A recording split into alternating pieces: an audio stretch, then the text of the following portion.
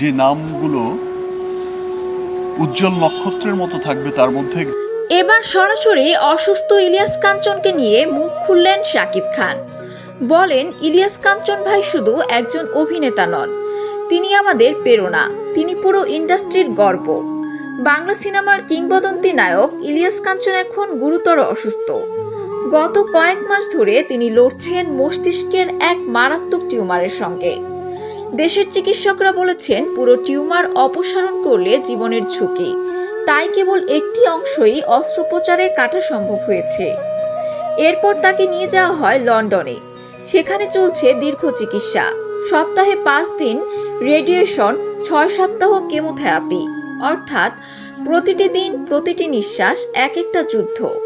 এই কঠিন সময়ে বাংলাদেশের কোটি ভক্ত যেমন কেঁদে উঠেছে, তেমনি পাশে দাঁড়িয়েছেন তার সহ